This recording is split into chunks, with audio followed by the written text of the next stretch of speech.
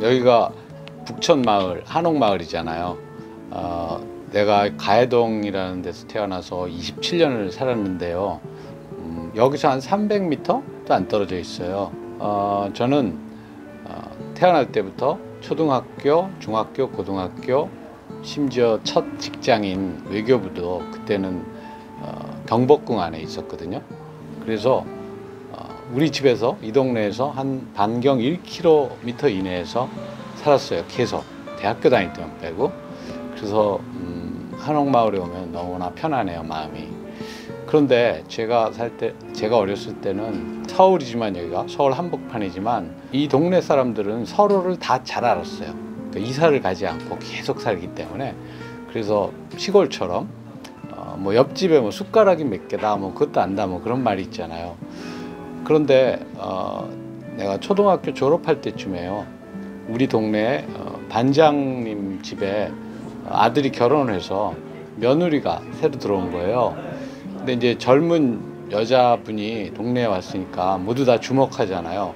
그래서 저도 그분을 주목했는데, 이제 제가 중학교를 중앙중학교에 갔는데 미술 시간에 처음 들어갔더니 선생님이, 그 반장집의 며느님이 선생님이신 거예요. 그래서 내가 깜짝 놀랐는데, 그 선생님도 저를 알아보고 저에게 미술반에 들어오라 그래서 그 다음에 제가 중고등학교를 계속 미술반 활동을 하는 계기가 됐는데, 그런데 그 선생님은 1년도 안 돼서 어디로 없어져 버리셨어요.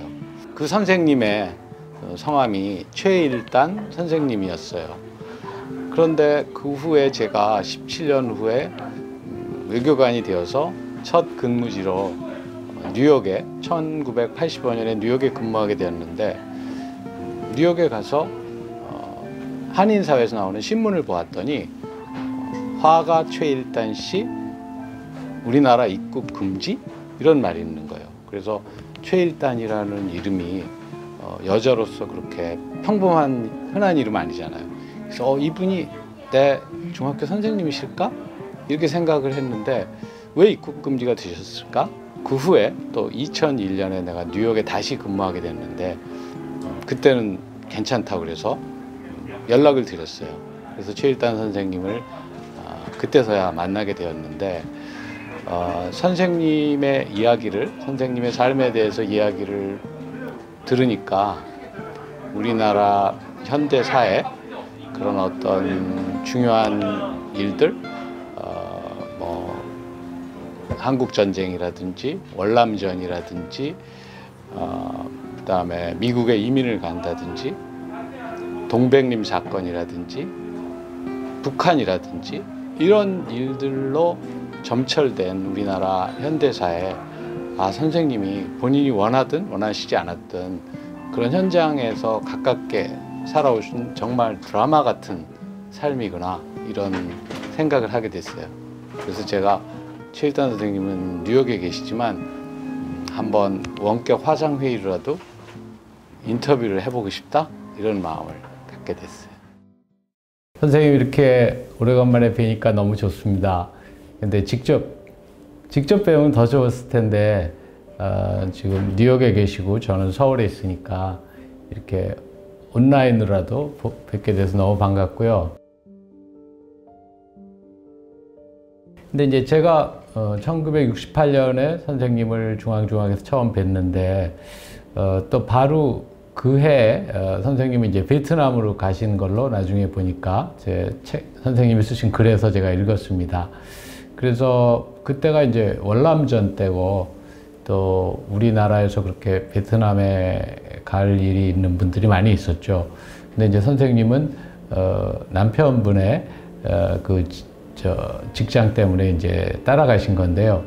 베트남에서는 뭐 그렇게 미술 활동을 많이 하신 건 아니시겠지만, 거기서 이제 4년을 사셨으니까 그 베트남 생활이 어떤 후에 그런 작품 세계라든지 또 선생님이 생각하시는 거에 어떤 영향을 준 그런 부분이 있나요?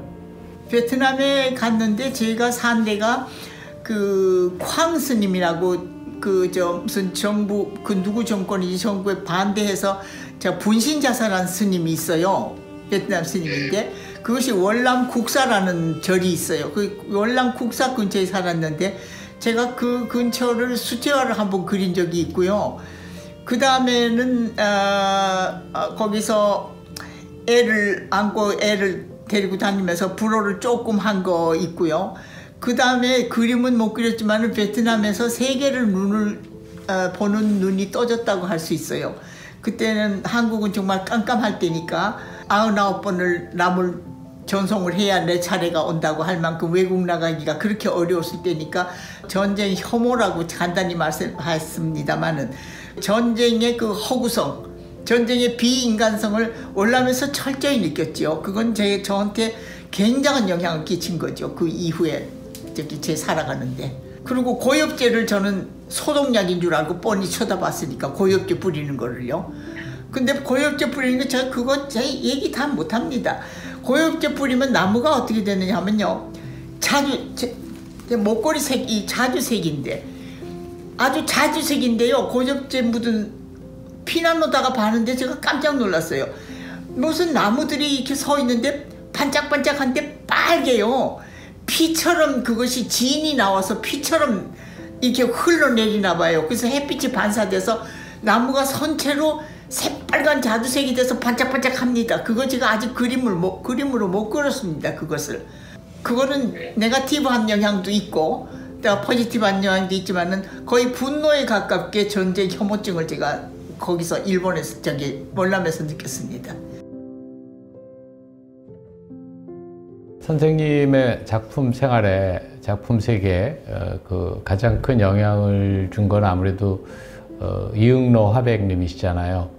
그래서 이제 베트남 생활을 마치시고 미국으로 하시는 계기에 이제 사실은 프랑스에 잠깐 들려서 인사를 하시러 가셨다고 했는데 이응로 화백께. 근데 이제 결국은 파리에서 3년을 사시면서 이제 이응로 화백에게 사사하셨는데 파리에서의 생활 그리고 또 이응로 화백을 이제 선생님이 그때 찾아뵙기 전에 동백림 사건으로 옥고를 치르시기도 하시고 이제 하셨는데 파리에서의 생활과 이응로 화백과의 인연 뭐 이런 걸 좀 얘기해 주시겠어요?